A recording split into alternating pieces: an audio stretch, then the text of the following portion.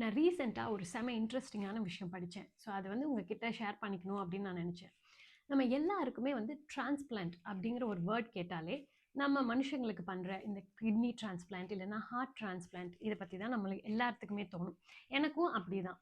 ஆனா first time இந்த போன வாரத்துல வந்து நான் பட்டர்ஃப்ளை டிரான்ஸ்பிளான்ட் அப்படிங்கிற ஒரு விஷயத்த கேள்விப்பட்டேன். ஸோ பட்டர்ஃப்ளைல டிரான்ஸ்பிளான்டேஷன் வந்து பாசிபிளா அப்படின்னு கூட எனக்கு தெரியாது. பட் ஃபர்ஸ்ட் டைம் அத வந்து நான் கேள்விப்படுறேன். செம இன்ட்ரஸ்டிங்காவும் இருந்துச்சு.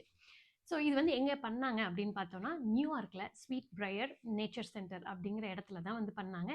என்ன டிரான்ஸ்பிளான்டேஷன் அப்படின்னு சொல்லி பார்த்தோம்னா, மொனார்க் பட்டர்ஃப்ளை அப்படிங்கிற ஒரு ஒரு வெரைட்டி ஆஃப் பட்டர்ஃப்ளை. அது வந்து ரொம்ப கலர்ஃபுல்லான ஒரு பட்டர்ஃப்ளை. ஸோ அதுக்கு வந்து அதில ஒரு பட்டர்ஃப்ளைக்கு வந்து ஒரு விங், ஒரு இறகு மட்டும் வந்து டேமேஜ் ஆயி, ரிப்பேர் ஆயி அங்க வந்து அந்த ஸ்பெசிஃபிக் நேச்சர் சென்டருக்கு கொண்டு வராங்க. ஸோ அப்ப வந்து அதனால பறக்க முடியாதுல்ல. ஒரு சைடு மட்டும் தான் விங் இருக்கு.